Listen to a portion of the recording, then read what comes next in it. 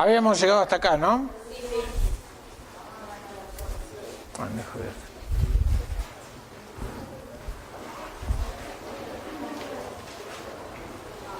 Bueno, ¿listo?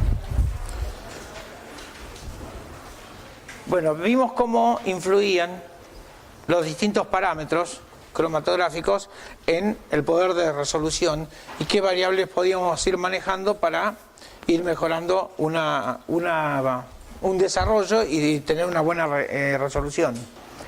Entonces vamos a ver, y dentro de eso veíamos también cuáles eran los parámetros que producían ensanchamiento de pico en función de la teoría cinética.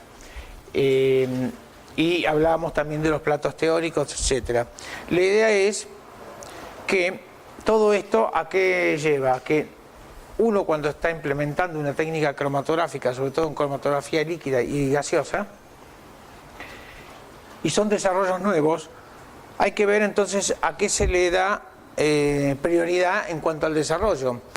Y habíamos quedado que tratar de mejorar la eficiencia era lo más productivo, lo que mejor se puede hacer, porque una vez que uno logra la mejor eficiencia, por ahí con muy buena eficiencia trabaja mucho menos para buscar una selectividad adecuada para poder resolver perfectamente una muestra. Hay otros factores extras columna que producen ensanchamiento de pico, que puede ser, por ejemplo, el volumen de muestra. Si el volumen de la muestra es muy grande, si imaginan una columna no muy grande y el volumen de la muestra es muy grande, entonces prácticamente como que esa muestra está ocupando un volumen grande de esa columna. Es decir, ya la banda donde está la muestra es grande, por lo tanto ya produce un ensanchamiento de pico ese volumen de muestra. Se reduce mucho también el factor donde la columna va a poder empezar a desarrollar si yo ocupo parte de esa columna con la muestra. Es decir, inundo la columna con la muestra y el resto de la columna es lo que me sirve para separar. Donde se inyecta la muestra es como que ya no, ahí eso se pierde, ¿sí? O el hecho de que la muestra ya ocupa tanto volumen que ya cada uno de los componentes está en una banda ancha, entonces tratar de achicar esa banda es mucho más dificultoso.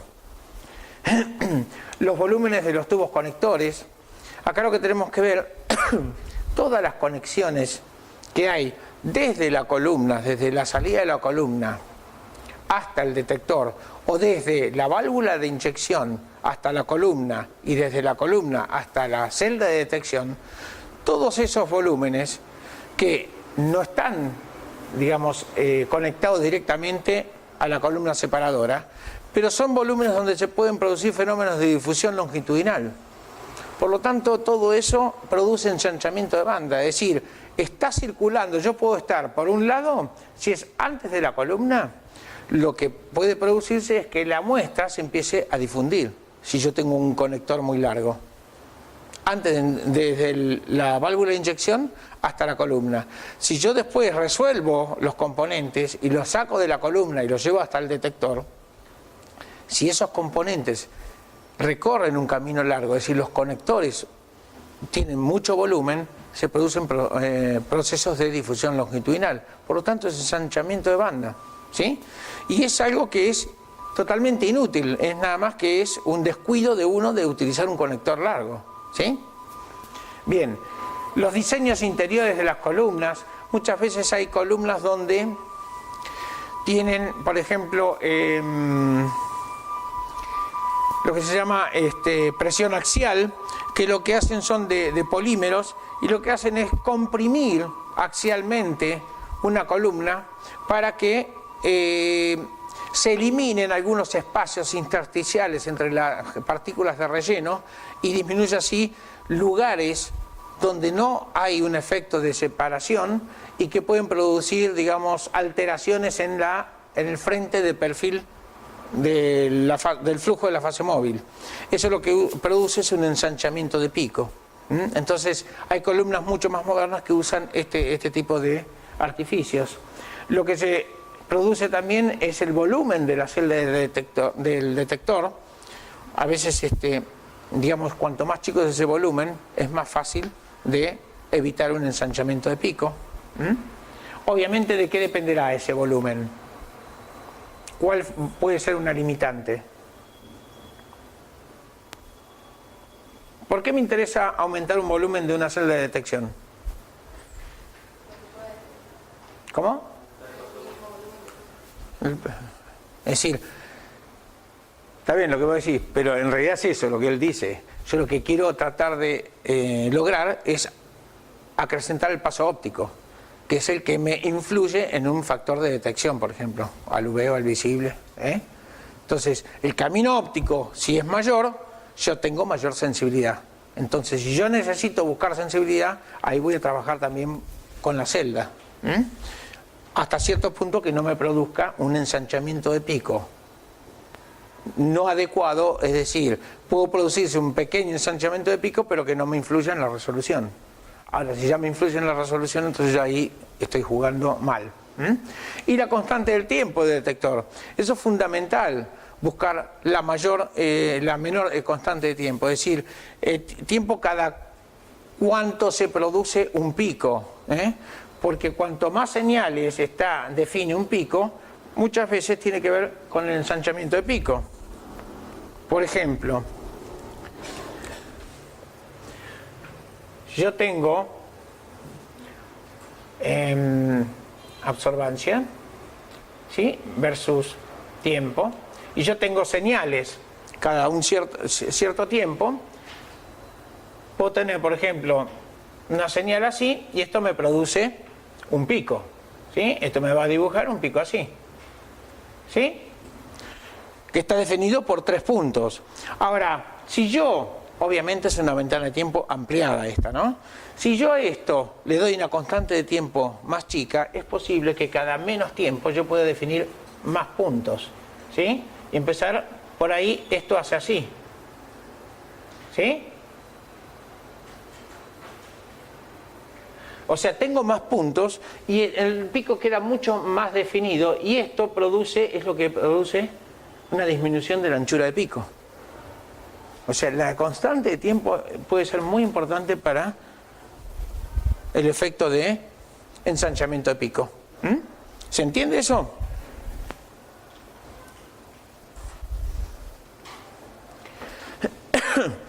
Este es un cálculo de cómo, digamos, un ejemplo práctico de cómo podemos ir calculando las selectividades en función de que tenemos distintas posibilidades en cuanto a la eficiencia, o manteniendo una cierta eficiencia, pequeñas variaciones en la selectividad. Y ahí tenemos los tiempos medidos, ¿sí?, que están puestos acá, y ahí podemos tener que acá tenemos en este caso una selectividad de 1,02, en este caso una de 1,16 y en este caso una de 1,20. Si la eficiencia se mantiene más o menos constante, entonces vamos viendo como pequeños cambios en la selectividad es suficiente como para llegar a una buena resolución. Estamos variando muy poquito, ¿sí?, de 1,95 a 1,63, ¿sí? Y eso es lo que les decía la clase pasada, cuando hablábamos de selectividades de 1, 2, 3. Ya esto es común, es muy normal encontrar esta diferencia en los tiempos, ¿sí? A lo sumo incluso en algunos de 1 minuto, ¿sí? Se imaginan que en una muestra compleja encontrar en esa situación 10, 15 picos, si no serían larguísimos, serían unas corridas muy largas si uno llevase mucho tiempo. Por eso cuando uno hablaba de la selectividad, factores de 5 ya es una bestialidad, es que la diferencia entre estos dos picos es que haya 5 veces la relación de tiempo, ¿sí? Que es una cosa que no existe prácticamente. En la práctica, es decir, llegar a eso es algo que lo más seguro, en el 99% de los casos, van a tener que corregir para acelerar todo el sistema, porque es demasiado tiempo, están perdiendo mucho tiempo, ¿sí?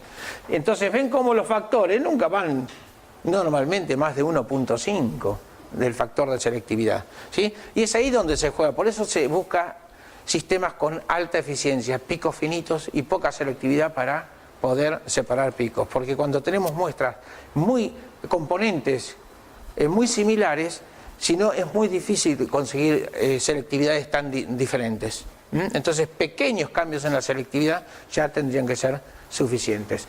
¿Cómo mejoramos o cómo variamos la selectividad. Podemos hacer cambios en la composición de la fase móvil. Vamos a ver después más adelante cómo se trabaja todo eso, pero quiere decir que yo cambio, al variar la composición de la fase móvil, ¿qué estoy cambiando? Afinidad. Estoy viendo compatibilidad, cuán afín es mi fase móvil a los distintos componentes. O a ver qué fase móvil va a ser más adecuada para que haya una mayor diferenciación de afinidad hacia los distintos componentes. Para que esa competencia con la fase estacionaria se pueda traducir en un cromatograma resuelto. ¿Sí? Es decir, trato de ver cuáles son los efectos para decir, la idea que es tener un cromatograma resuelto, donde pueda ver los componentes que a mí me interesa analizar. Ese es el objetivo. Muchas veces en todas estas técnicas, como en cualquier técnica instrumental y no instrumental también, vale la pena perder 5, 10, media hora para plantear y ver bien cuál es el problema que ustedes tienen que seguir. Es como cuando hacen un examen o están en una encuesta. Siempre hay que perder el tiempo suficiente como para primero leer bien qué es lo que se pide, qué es lo que quieren lograr. No interpreten a la ligera, sino que traten de interpretar qué es lo que se está pidiendo. ¿Sí? Puedo hacer diferentes fases móviles, es decir, no solo cambiar la composición. Composición se refiere a que hay mezclas de solvente, entonces puedo cambiar las proporciones, ¿no? Puedo cambiar directamente un solvente por otro. En lugar de hacer acetona-agua, puedo hacer metanol-agua o acetonitrilo-metanol-agua, y ahí estoy cambiando la fase móvil, ¿sí? El cambio de pH, muchas veces cuando la influencia del pH puede ser interesante, entonces ahí puedo cambiar. Todos estos, temperatura, aditivos, ¿sí? Todos estos cambios son cambios, digamos que son cambios en cuanto a propiedades termodinámicas o químicas que producen cambios termodinámicos para tratar de modificar posiciones de equilibrio. ¿Qué es lo que estamos buscando? La selectividad, la variación de la selectividad es tratar de buscar diferenciar los equilibrios de reparto que tengo en mi sistema, de cada uno de los analitos entre ambas fases. ¿Sí? Entonces, es lógico pensar que un cambio termodinámico de una propiedad termodinámica me va a producir un cambio en la posición de equilibrio. Y después lo que tengo que resolver es si ese cambio es suficiente como para yo resolver mi sistema. Y último dejé cambio de fase estacionaria. ¿Por qué lo dejo último? Porque realmente si todo esto no anduvo, quiere decir que lo que primero que había que haber hecho, que es la elección de la fase estacionaria, estuvo mal hecho. ¿Sí? Ahora esto normalmente es si ustedes tuviesen que desarrollar. Hoy en día en lo que es cromatografía líquida está todo prácticamente desarrollado, lo pueden buscar en cualquier catálogo o en cualquier, digamos, prácticamente está todo hecho. ¿Sí? Puede ser que haya que implementar cambios porque las muestras, las matrices donde ustedes tienen que analizar varíen, o el tipo de muestra tiene componentes que están mezclados, no es el mismo de la referencia de la cita bibliográfica o de lo que sea. Pero digamos, uno tiene que ver cetonas aromáticas o cetonas alifáticas, aminas aromáticas, alifáticas, de primaria, secundaria, todo eso está desarrollado y muchas veces ya está desarrollado tales tipos de compuestos, en la industria farmacéutica está bastante bien descrito, por ahí en otras áreas como puede ser la parte ambiental, mucho está descrito, otras cosas no, en la parte forense muchas veces depende de las cosas nuevas que se quieran investigar, entonces ahí es una lotería. Pero bueno, en realidad, en general, está todo bastante bien descrito. Y acá tenemos lo que sería un calco de una resolución, donde ahí vemos cómo yo quiero ver cuál es la resolución entre estos dos picos, entonces puedo aplicar lo que ya habíamos visto. Y así se van viendo las resoluciones entre cada par de picos. La idea de esto es que uno puede ver en el cromatograma, entonces ir viendo si está más o menos bien resuelto. Con esto de las resoluciones es como ven, si el pico no está bien resuelto a nivel de base, es muy difícil determinar exactamente cuál es la anchura del pico a nivel de base. Es decir, lo que se hace son extrapolaciones. A veces cuando es así es conveniente utilizar la anchura a la semialtura del pico, que está bien definida y entonces puedo usar mejor esta fórmula. Por eso aparecen distintas posibilidades.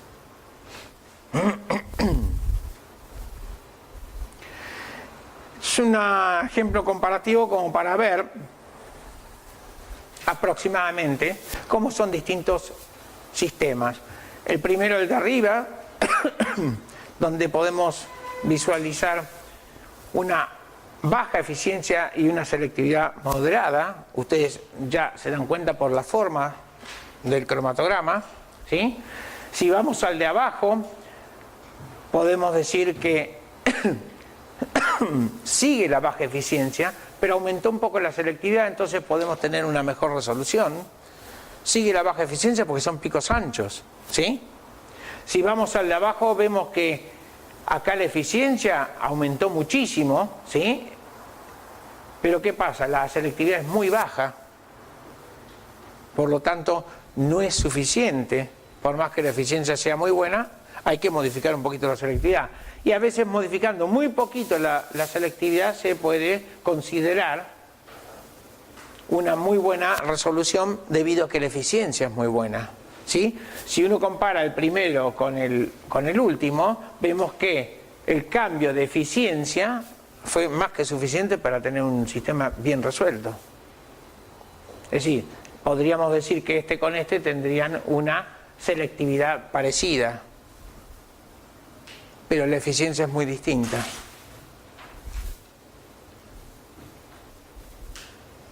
Bueno, analizando la ecuación de la resolución, que teníamos un factor que está influenciado por la eficiencia, la selectividad y la capacidad, podemos tener un análisis comparativo de qué es lo que sucede en cada una de estas técnicas separativas. Y lo que tenemos acá es la cromatografía gaseosa en columnas capilares, ¿sí? Que puede ser en columnas de relleno o columnas capilares. Hoy en día más del 97-98% de las aplicaciones son columnas capilares. Prácticamente la columna de relleno casi no se está dejando de usar.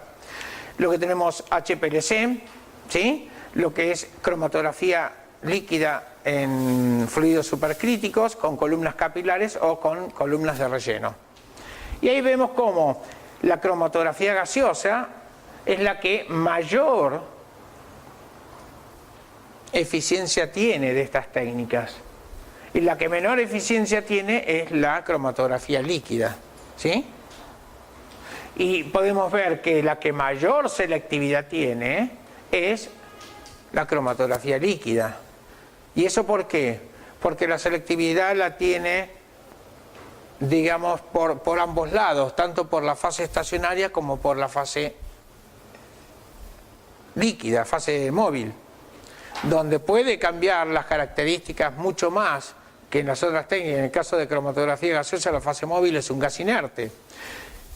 En el caso de la cromatografía líquida son mezclas o no mezclas, pero son distintos tipos de solventes que se pueden utilizar y puedo variar mucho la afinidad por distintos componentes.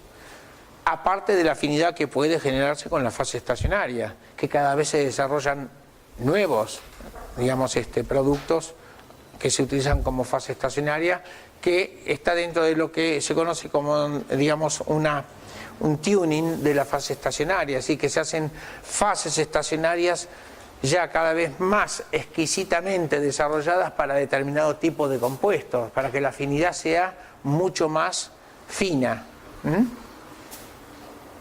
Bien, obviamente en cuanto a los tiempos que se utilizan, ¿sí? Podemos hablar que tanto en gaseosa como en líquida tenemos tiempos, digamos, muy diferentes, tanto que en cromatografía gaseosa normalmente son menores los tiempos, es más ágil el sistema. En la cromatografía líquida es un poco más lenta, es decir, como que tampoco se puede lograr velocidades muy altas de un fluido, porque ya vimos todos los efectos que teníamos, podíamos entorpecer mucho el fenómeno de ensanchamiento de pico por la velocidad que no sea la óptima, por todos los equilibrios que se producen.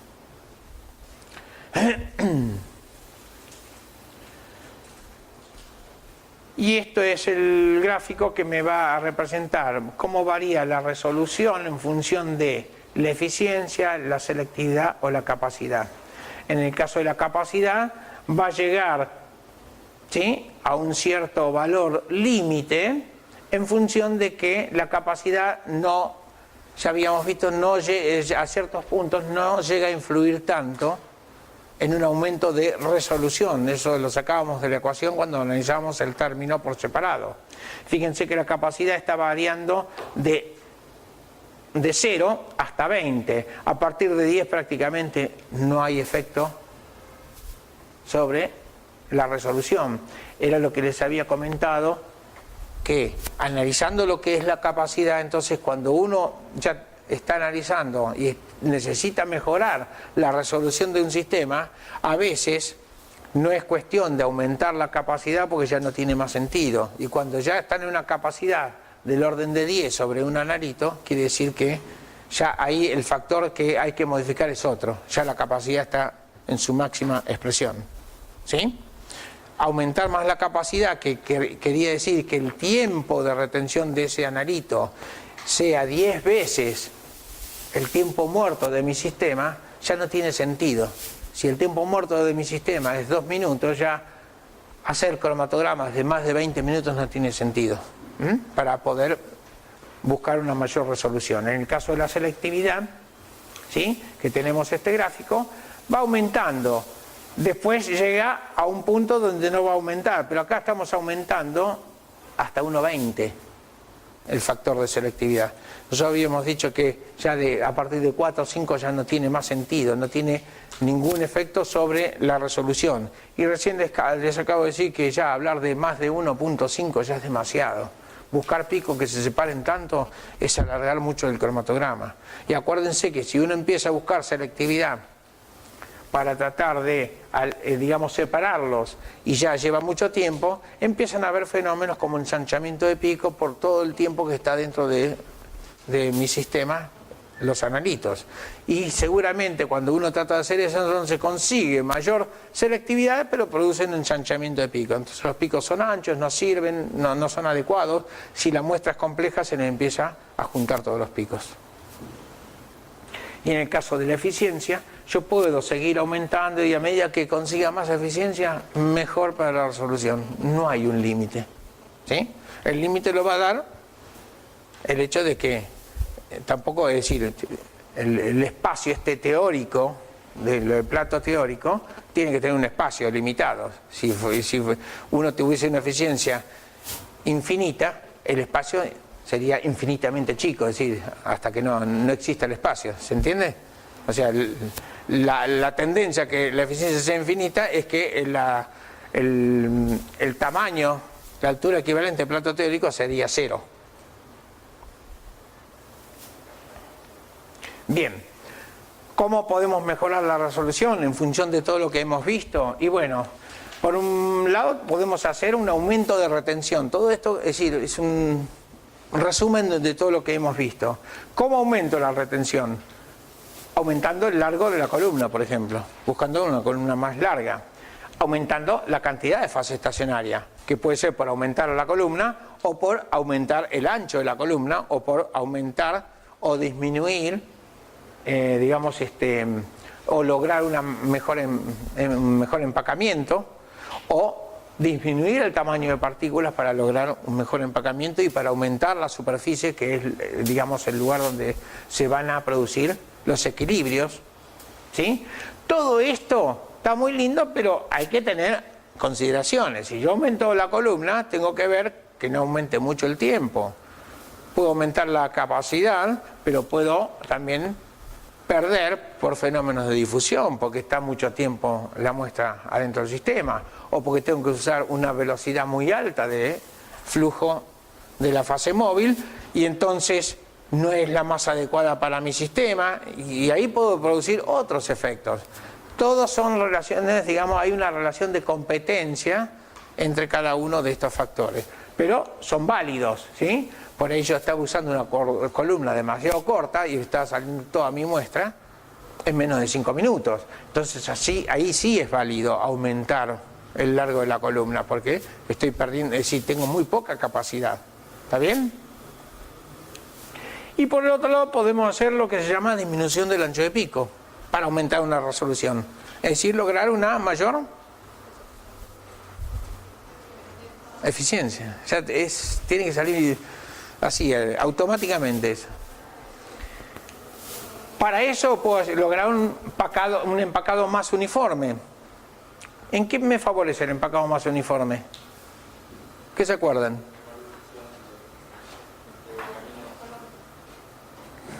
Sí, multicaminos. Bien. O el factor SA, que era, digamos, no dependía tanto de la velocidad. ¿Sí? Eso produce una disminución del ensanchamiento de pico. Partículas más chicas, ¿para qué? Por un lado, dijimos, aumenta la superficie. Cuanto más chica es la partícula en un mismo volumen, voy a poder poner mucha mayor cantidad de partículas y uno tiene mayor superficie donde se producen los equilibrios. ¿Sí? Y por otro lado, puedo producir un empacamiento mucho más compacto, mucho más homogéneo, ¿sí? Que es el efecto que tendría que tener ahí arriba.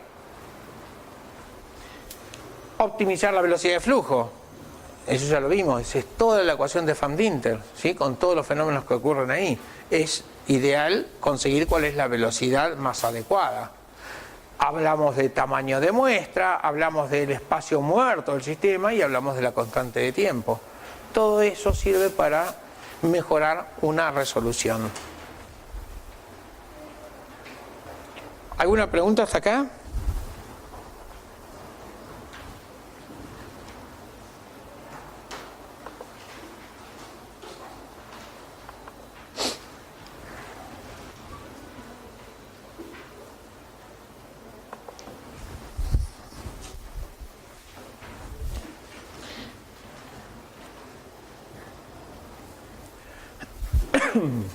Bien,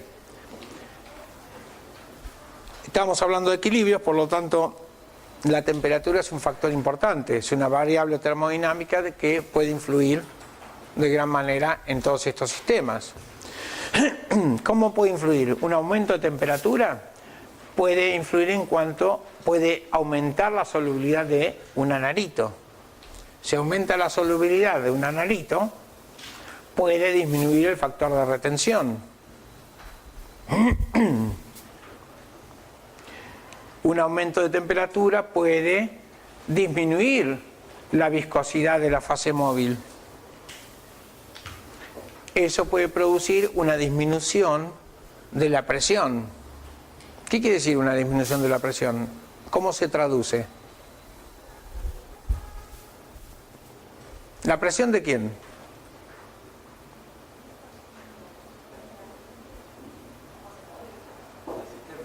Sí, la fase móvil es un fluido, por lo tanto, para poder empujarlo tiene que estar a presión, ¿sí? Ese sistema está a presión.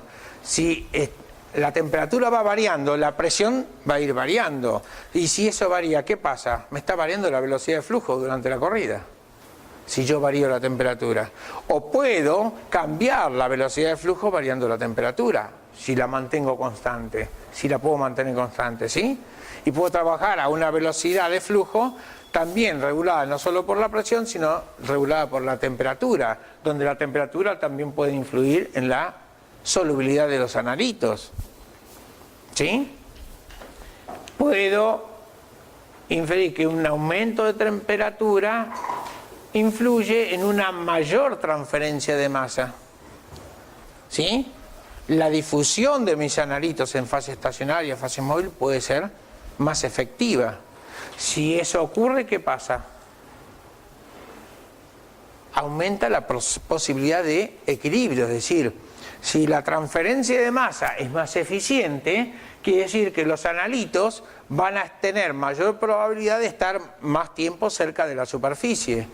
Por lo tanto, la probabilidad de hacer equilibrios va a ser mayor. Si la probabilidad de hacer equilibrios es mayor, la altura equivalente del plato teórico disminuye. Por lo tanto, la eficiencia aumenta. ¿Sí?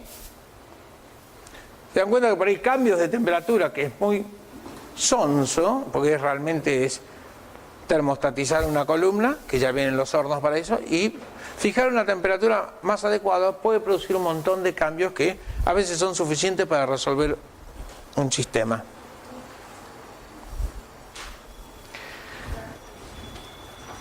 ¿Todo bien?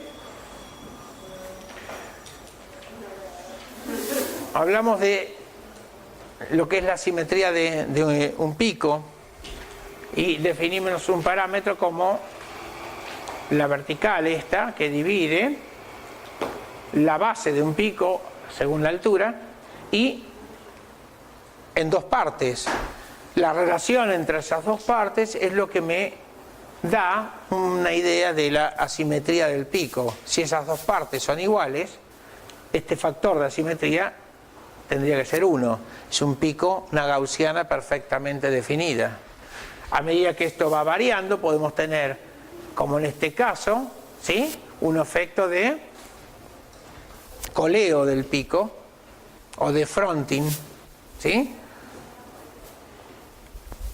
según las distintas posibilidades. Y son deformaciones del pico donde no son bienvenidas. ¿Se acuerdan que todo lo que fuimos desarrollando en cuanto a eficiencia de eso es en función de considerar a un pico como una gaussiana? De ahí salía el parámetro sigma. Todas esas deformaciones son deformaciones de todo este sistema.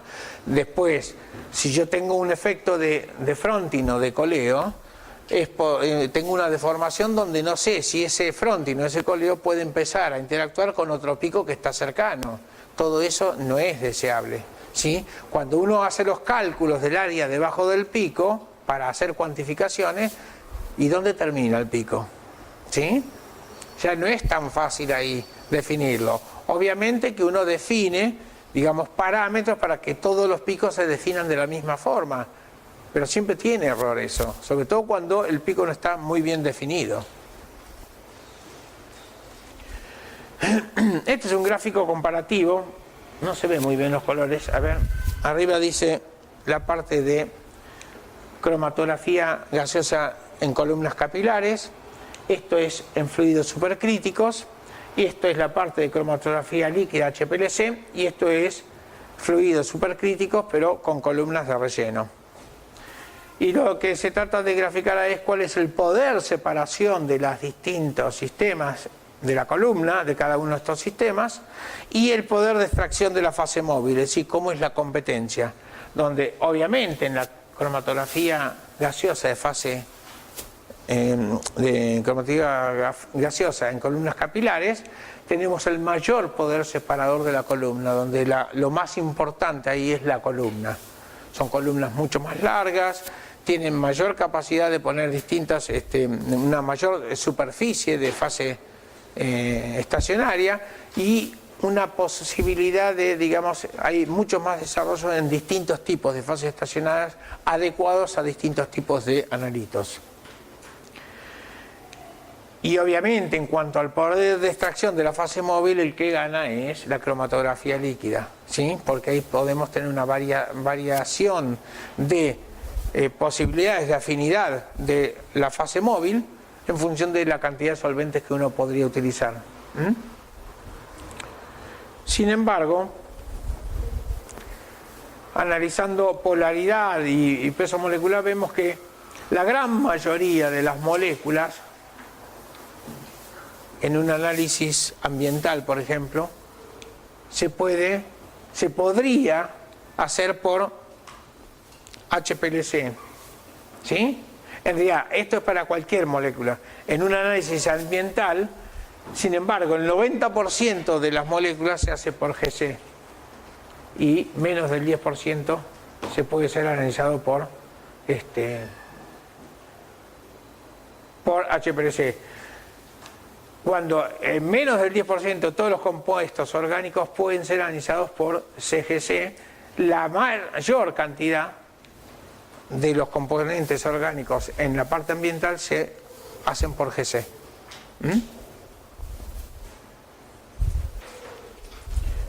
Bueno, vamos a entrar en lo que es la cromatografía líquida, y acá les puse un esquema de un equipo un poquito más completo de cómo sería un instrumento de cromatografía líquida. La idea de esto es todo lo complejo que puede ser un equipo y para qué sirven las distintas partes. Para que se den cuenta, todo esto es la parte de reservorio de fase móvil, y desde acá hasta acá, que es la parte de válvula de inyección, todo esto es todo un sistema para tratar de que la fase móvil llegue a la columna en la forma más estable posible, sin ninguna diferencia en cuanto a su velocidad o en cuanto a su presión, sin la posibilidad de que llegue con burbujas y en una forma reproducible totalmente. ¿Sí? Por eso hay distintos sistemas donde tenemos atenuadores o la bomba de distintas características que impulsa este solvente, ¿sí? Y tenemos filtros porque aparte no pueden llegar ningún tipo de partícula al sistema, porque si no puede tapar el sistema y aumentar la presión en el sistema nada más que porque está tapado, ¿sí?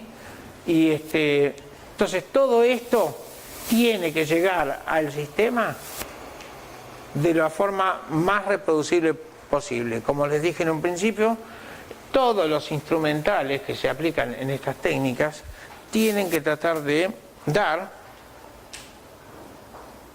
metodologías que sean totalmente reproducibles para que los informes que se puedan elaborar de ahí puedan ser perfectamente aceptados y uno pueda reproducirlos en cualquier momento y no depende ni del operador, ni del clima, ni de las condiciones del laboratorio, ni de ninguna condiciones extras.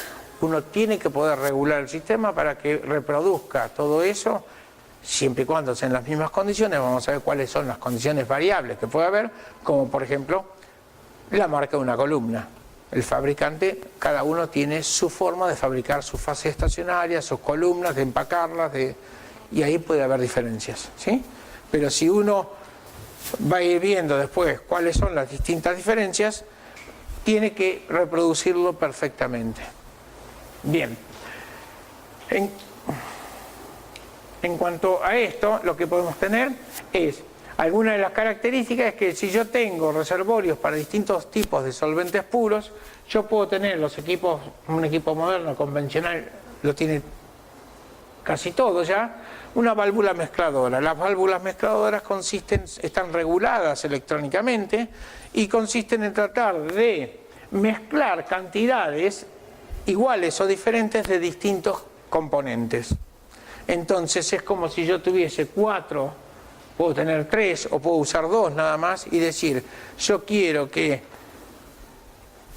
mi fase móvil ahora esté hecha de un 50% de 2 componentes, quiero que se mantenga así, o quiero que a los 5 minutos varíe la composición y pase de 50% a 75% del componente más polar, pongamos que sea o metanol o agua, y que esa variación la haga durante 5 minutos, es la rampa, digamos, de la variación, para hacer un gradiente.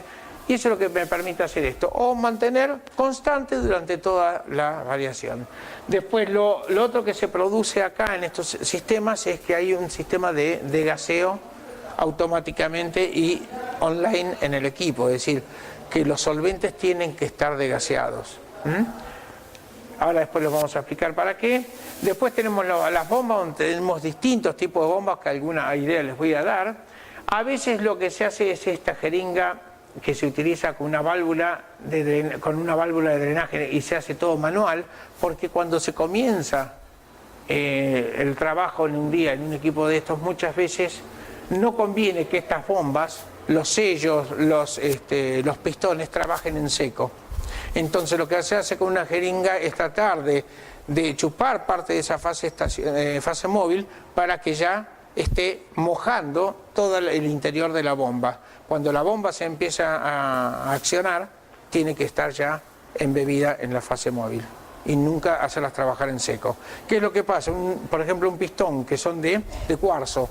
Si está en seco es posible que empiece a rayarse. Si empiezan a rayarse puede tener pérdidas. Si puede tener pérdidas puede variar la presión durante su funcionamiento. Si varía la presión puede ser que no tenga constante la velocidad de flujo de la fase móvil.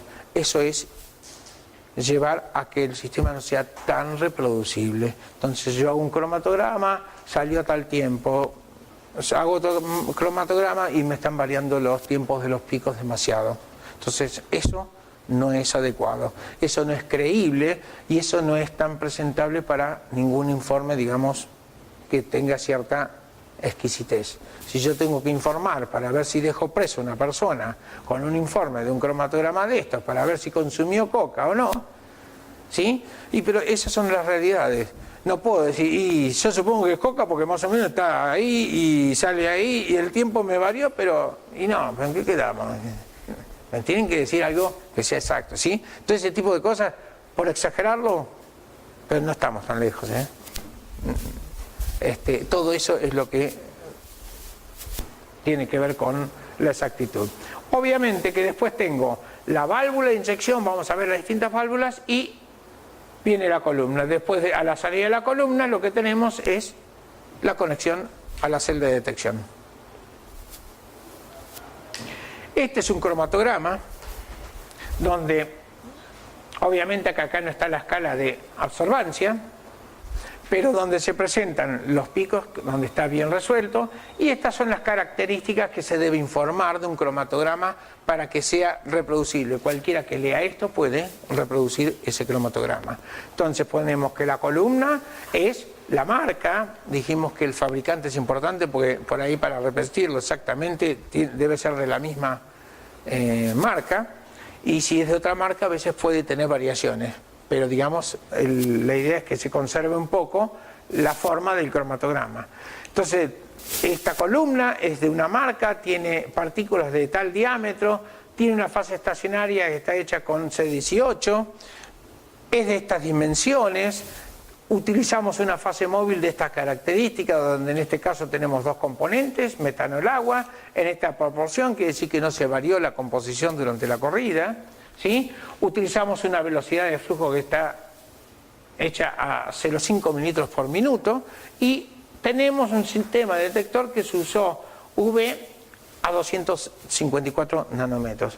Con esas condiciones uno tiene que reproducir. Posiblemente lo único que falta acá es las características de la muestra. En este caso tendría que decir, si esto es un test mix, una muestra de testeo, decir en qué concentración están cada uno de estos y cuál es el volumen de inyección. ¿Sí?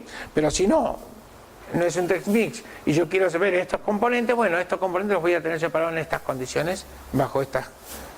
Y si es un test mix, está bueno para tenerlo siempre con la misma concentración y testear cómo va la vida media de esa columna. Yo cada tanto, una vez por mes, o según el uso que le dé al instrumento o a la columna, yo tendría que testear y decir, bueno, esta columna que uso para este tipo de muestra está bien, la eficiencia es tanto, la selectividad, la resolución se mantiene y sobre todo la eficiencia le voy calculando sobre estos picos a ver qué eficiencia se mantiene. Normalmente la eficiencia con el uso va a tender a bajar. ¿Por qué? Porque se va deteriorando la fase estacionaria, ¿sí? Es posible que vaya desapareciendo parte de la fase estacionaria o que incluso se empiece a bloquear con impurezas según el tipo de muestra, la matriz que tenga la muestra que yo esté utilizando.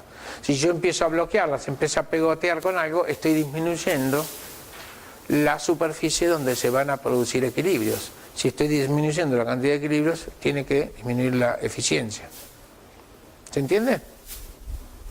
Es decir, esos son problemas típicos que suelen ocurrir con el uso, las muestras, la calidad de las muestras, cómo procesamos esas muestras, cuán sucias son esas muestras, y por eso muchas veces es cómo utilizamos el instrumento. Usamos prefiltros o guardacolumnas o no. Por eso es fundamental a veces usar guardacolumnas, que son pequeñas porciones de columnas que se ponen antes de la columna, que ya están diseñadas para eso, y es más fácil cambiar un guardacolumna cada tantas corridas y no la columna entera cada tantas corridas. Bien, vamos a ver las distintas partes del instrumento. Vamos a empezar con la fase móvil. Ustedes vieron que tenemos un reservorio. ¿Hasta acá está todo bien? Entonces, la fase móvil tiene que estar filtrada. ¿Por qué? Ya lo dijimos, ningún tipo de partícula puede interaccionar. En el caso de si pasa por la bomba, ¿qué puede pasar con una partícula? Rayar los pistones, por ejemplo. Aparte de tapar alguna tubería. ¿Sí? Ya dijimos cuál era el efecto. Rayar un pistón es, aparte de que son caros, son de cuarzo, me empiezan a dar problemas en cuanto a la reproducibilidad de la velocidad de la fase móvil. El degaseado, ¿para qué es el degaseado?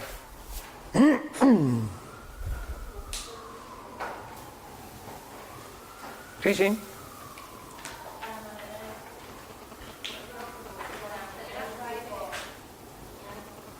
¿Por qué?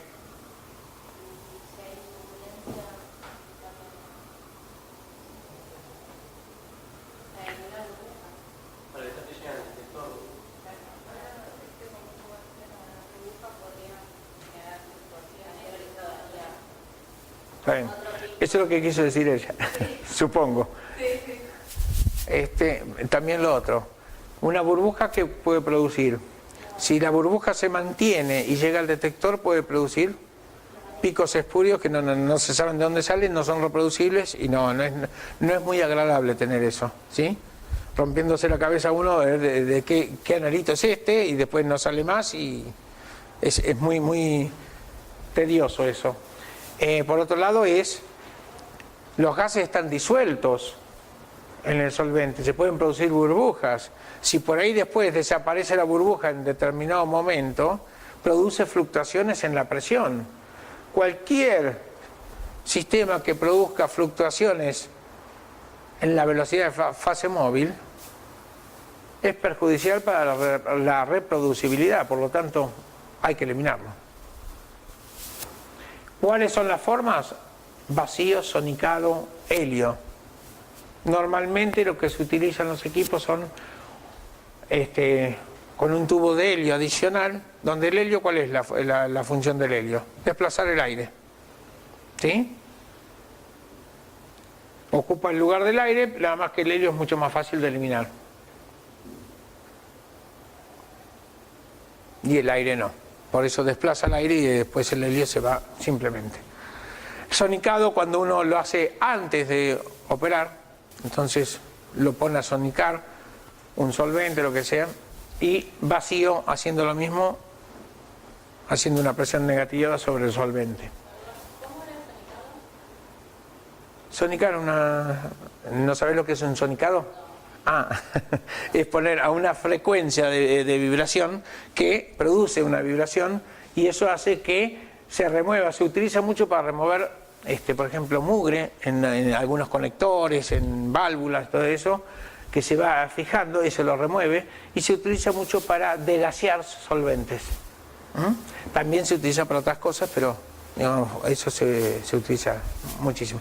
Es una frecuencia dada que se le da al sistema y se lo sumerge normalmente está en un baño de agua y eso para que se transmita y eso se transmite al solvente que uno quiere, en este caso degasear. También se utiliza, por ejemplo, para ayudar a solubilizar. Todo eso es interesante. ¿Cuál es la ventaja de esto? Que si yo tengo una válvula mezcladora y uso una mezcla de solventes, muchas veces mezclar, por ejemplo, agua metanol produce burbujas. Entonces, si yo los degaseo por separado y después hago una mezcla, lo mejor sería degasearlo cuando ya están mezclados.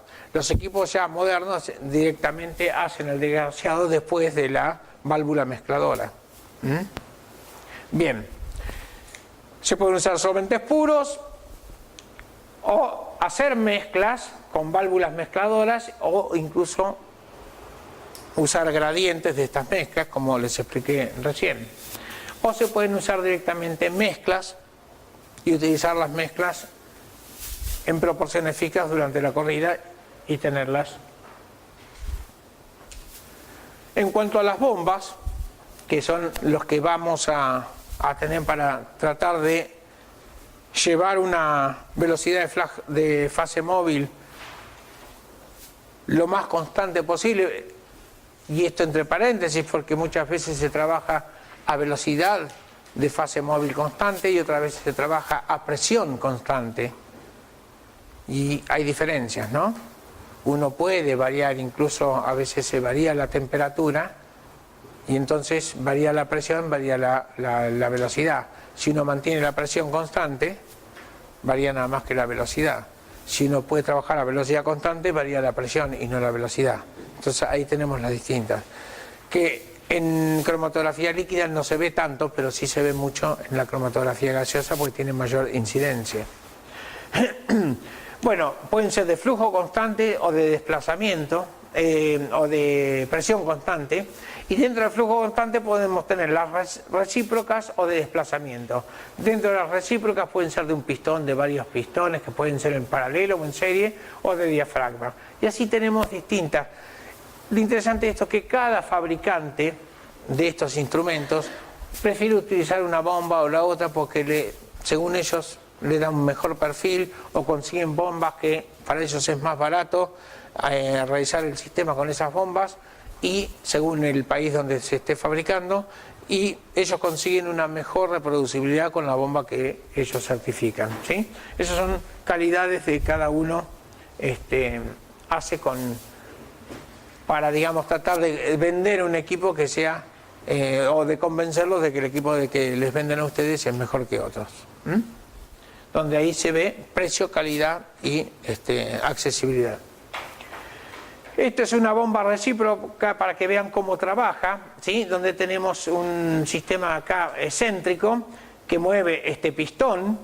Cuando este pistón, por acá viene el sistema por donde circula la fase móvil, ¿sí? El reservorio de la fase móvil está de este lado, hacia allá está la columna cromatográfica.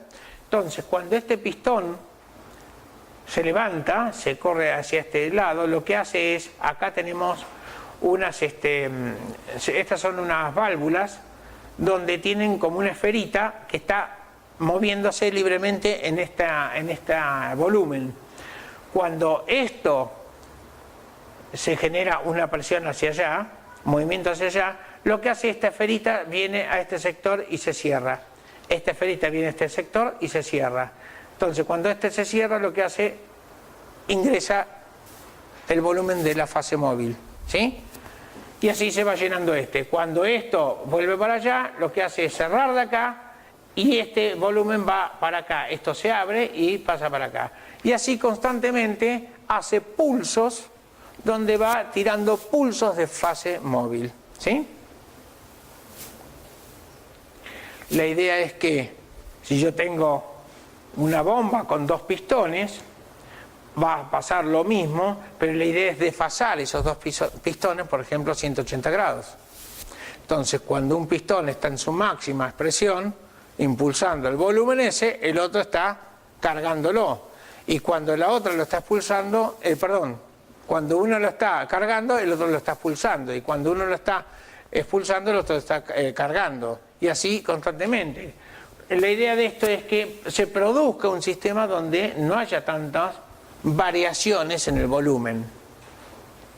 Entonces podemos tener así un sistema donde nosotros, si vemos cómo es la variación del volumen, en una bomba con un cabezal simple, vamos a tener que produce una cierta cantidad de volumen y deja, y carga, produce otra vez. Esta es una variación del volumen, sería muy irregular, ¿sí?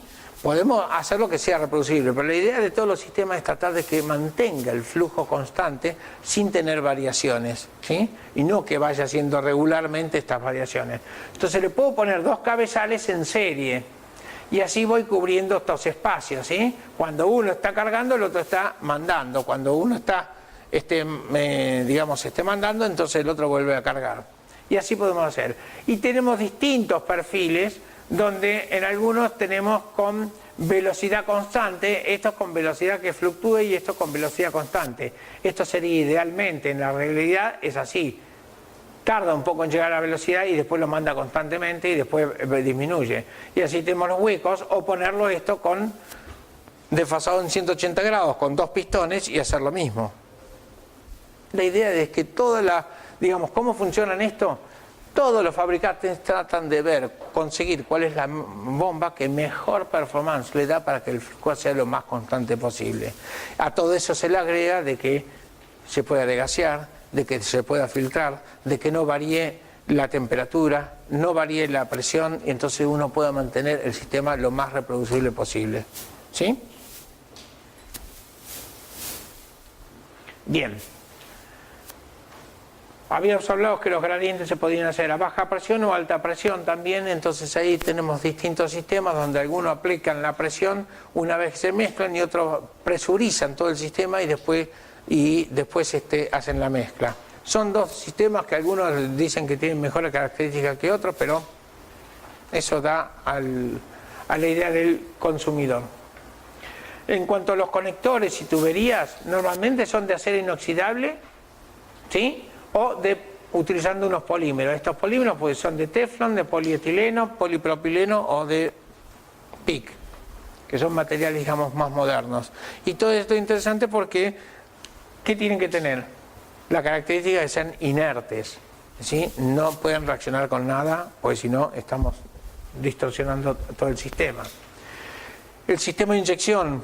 El sistema de inyección puede ser manual o completo. Siempre se usa un loop. ¿Qué es un loop? Un loop es una porción de tubería que tiene un volumen fijo perfectamente determinado. Por ejemplo, puedo tener un loop de 5 microlitros, de 50 microlitros, de 100 microlitros, de 20 microlitros, y esos se venden ya donde el volumen interno de esa cañería está fijo y es de esa cantidad. Y es perfectamente medible. Entonces yo puedo trabajar a loop completo, y entonces yo tengo un volumen de inyección perfectamente medido. O puedo trabajar también manualmente. Yo puedo trabajar con un loop de 50 microlitros y puedo inyectar 10, 20, 50 microlitros. Puede tener desventajas de que uno puede variar la cantidad de inyección en función de lo prolijo que sea para trabajar y lo bueno que esté la jeringa con la cual carga, y que la jeringa sea adecuada de esos volúmenes. ¿Sí? No voy a cargar 10 microlitros con una jeringa de 1000 microlitros, porque el error es muy grande.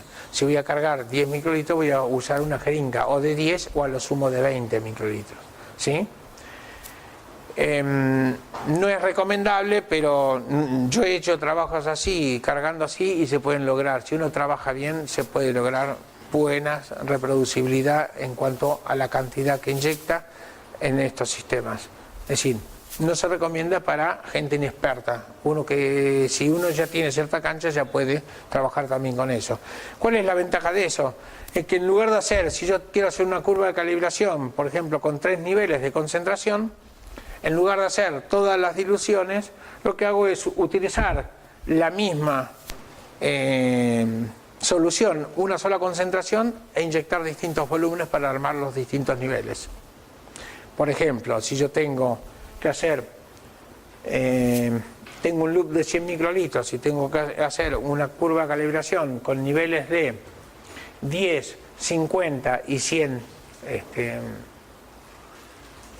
pongámosle micromolar o lo que sea, yo puedo usar la misma solución de 100 micromolar y decir inyecto 10, inyecto 50, inyecto 100. O la otra forma es, hago 2 diluciones e inyecto todo el loop, o sea, inundo el loop y que rebalse, y lo que después va a ir a la columna es la cantidad de ese loop, nada más. Ahora vamos a ver cómo funcionan esos loops. Esta es una válvula, en este caso sacado de un diagrama de una Reodyne, donde, como ven, acá tenemos como de a pares, son todos hoyitos que hay en la válvula, ¿sí? La idea de estos hoyitos es que tiene una parte de esa válvula que son como unos discos giratorios, donde tienen como unos canales que hacen que se conecte uno con el otro o distintos sistemas para que, por ejemplo, si tengo esta posición, estos dos hoyitos se conectan por un lado con el solvente que viene de la columna y con la cañería, la tubería que va a la columna. O sea, pasa por la válvula sin pasar por ningún otro lugar y así tengo la fase móvil que va directamente, viene de la bomba y va directamente a la columna. ¿Para qué me sirve eso? Para poner en régimen la columna. Yo puedo llegar a inyectar una muestra cuando la columna está en régimen. ¿Cómo me doy cuenta de eso? Por la señal en el detector. No debe haber variaciones, no debe haber ningún pico, ningún extra, ¿sí? Y el nivel de ruido tiene que ser coherente, sin variaciones. Recién en esas condiciones es que está en régimen, yo puedo empezar a inyectar una muestra, ¿sí? Mientras tanto, yo puedo tener, por ejemplo, en este caso, tengo un loop de un volumen dado que está conectado entre 1 y 4, ¿sí? Obviamente, en 4 yo tengo la posibilidad de ingresar con una aguja, con una jeringa de inyección, e introducir la cantidad, digamos, que yo quiera. Puedo inundar el loop, si el loop es de 50 microlitros, le puedo poner 100 microlitros. 50 quedarán en el loop, los otros 50 se drenarán por una válvula que tiene ahí de drenaje, ¿sí? Y que en este caso es esta, y entonces el loop queda cargado. Una vez que el sistema entró en régimen, porque yo tenía la fase móvil circulando, lo que hago es girar esta ruedita y queda en esta posición, donde ahora 2, que era donde entraba de la bomba, se conecta con 1 que está conectado al loop. Entonces, ahora lo que hace es la fase móvil que estaba yendo directamente a la columna, pasa por el loop, se lleva todo lo que está dentro del loop y vuelve acá a la posición 4, donde esto está ahora conectado con el 3, que es el que va a la columna. Entonces, con una simple maniobra de giro de esa válvula de inyección, yo conecté el loop y paso la muestra directamente a la columna. En ese momento, cualquier equipo moderno da una señal y larga el cromatograma. Ahí es el tiempo cero, cuando yo inyecto. Y empiezan a contar los tiempos. Obviamente, una vez que pasaron, por ejemplo, 1 minuto, lo que sea, es posible ya volver a la posición normal y yo trabajar con ese loop otra vez para ir cargándolo, para que cuando termine el cromatograma y ya la señal esté perfectamente, el sistema esté regularizado, entonces yo puedo inyectar nuevamente otra muestra, pues ya la había cargado durante el otro proceso, porque me queda independiente el loop del sistema. ¿Se entendió? Estas son algunas gráficas de lo que son. Por ejemplo, esto es una Reodyne, ¿sí? Esto es como una palanquita, como si fuese la palanca de cambio de un automóvil, y lo que se hace es digamos, poner en posición de carga o poner en posición de corrida. Este es el bucle, este es el loop. Entonces, si está en esta posición, ven que está conectado con la jeringa donde se carga y después drena lo que sobra. Mientras tanto, esto va pasando por acá y se va poniendo en régimen la columna, ¿sí? Cuando yo decido que ya está en régimen, esto yo lo giro, queda desconectada la aguja, ya la puedo retirar, porque no le hace ningún efecto, y el loop queda, digamos, la fase móvil pasa para el loop para que lo lave al loop, se lo lleve toda la muestra a la columna, quede bien lavado y yo pueda introducir de nuevo otra muestra. Las columnas son de acero inoxidable, obviamente tienen que ser inertes sobre todo a la corrosión. Normalmente, son de 4.6 milímetros de diámetro interno y suelen ser de 10, 12,5, 15 o 25 centímetros de longitud. Tienen rellenos que tienen partículas de diámetro de 3, 4, 5 o 10 micrones. Hay unos que son cartuchos y hay algunos que tienen compresión radial o axial. El tema de los cartuchos que son más económicas, se pueden cambiar más fácilmente.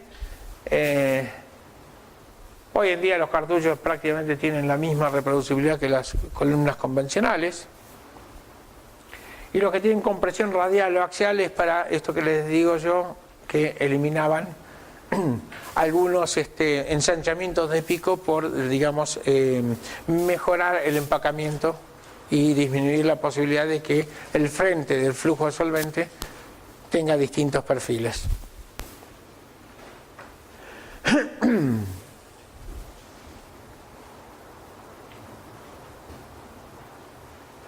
Bueno, muy rápidamente vamos a hablar de los detectores, porque eso está en cualquier libro de los que tienen de ayuda. La idea de qué es de un detector es que monitoree la fase móvil que emerge de una columna separativa. ¿Sí? Esto genera una señal eléctrica y esta señal eléctrica es la que es transformada y analizada y me va a hablar de propiedades o de la fase móvil y o del soluto. Y esa es la información que yo voy a tratar de interpretar para ver cómo la analizo. Las características de un detector, hablamos de la sensibilidad,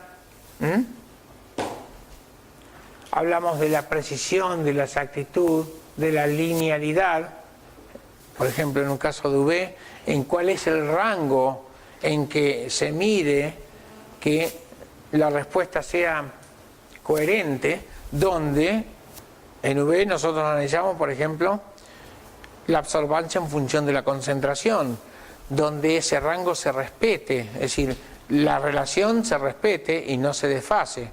Cuando hablamos de la ley de Lambert-Ilbert siempre se habla para soluciones diluidas, no demasiado concentradas. Entonces tiene que ver en qué rango yo puedo aplicar esa situación.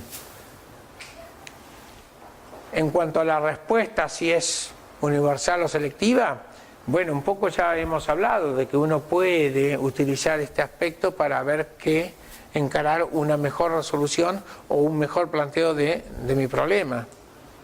Y ahí ver cómo yo puedo utilizar la señal de un detector para poder manejarme mejor y poder llegar a una resolución más certera.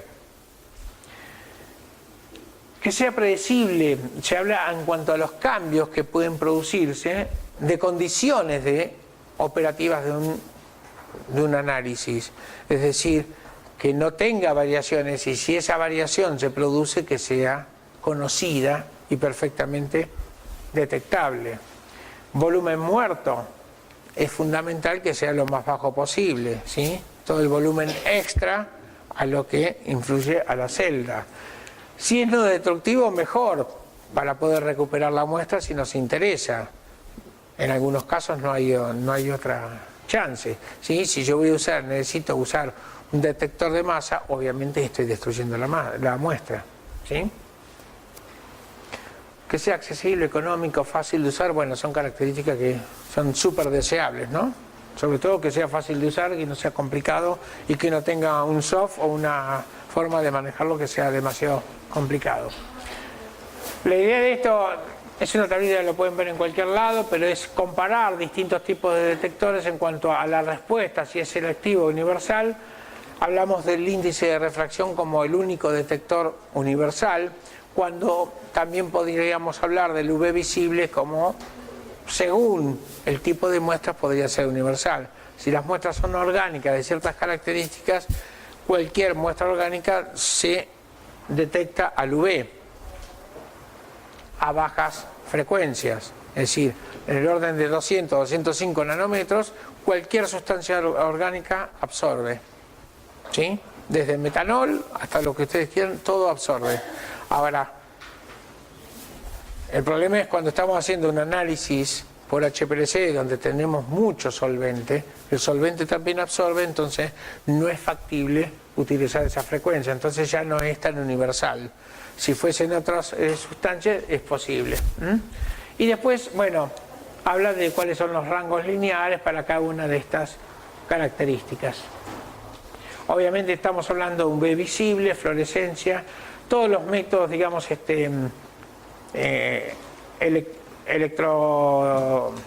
electrónicos y los métodos que son o sea, de índice de refracción.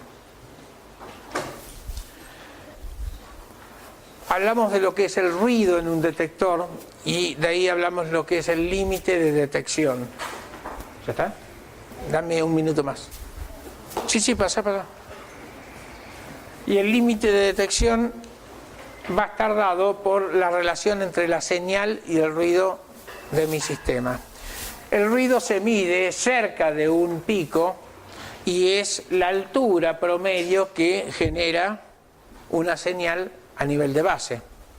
Entonces, si una señal, en este caso, a nivel de base es de 5 milímetros y este pico tiene 40 milímetros, ahí tenemos una relación señal-pico, ¿sí? Señal-ruido. El límite de detección habla que esa relación, algunos lo consideran 2 veces o hasta 3 veces.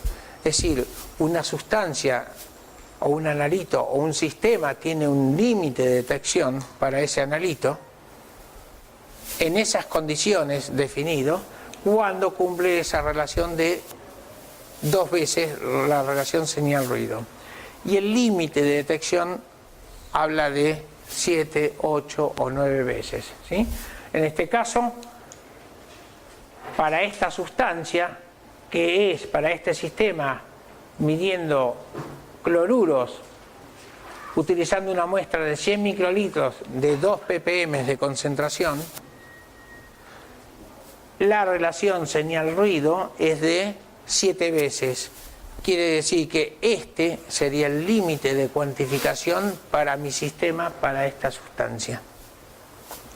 ¿Qué quiere decir hablar de límite de cuantificación y límite de detección?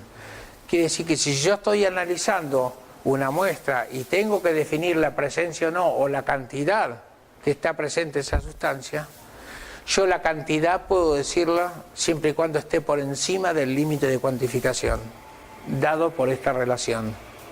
Si esa señal que tengo, ese analito está presente y tiene una señal superior a esto, entonces puedo cuantificarla y puedo levantar una curva y dar ese valor. Si está por debajo y tengo un valor, una relación que es igual o mayor a 2 veces la señal ruido, entonces puedo decir que está presente, pero no es cuantificable. ¿Sí? Y si está por debajo de ese valor, y supongo que es ese pico porque parece que es un pico o algo así, lo único que puedo decir es que no es detectable, porque está por debajo del límite de detección. ¿Sí? Si yo tengo esos parámetros bien definidos y digo que está presente algo así, es un error grave. ¿Sí?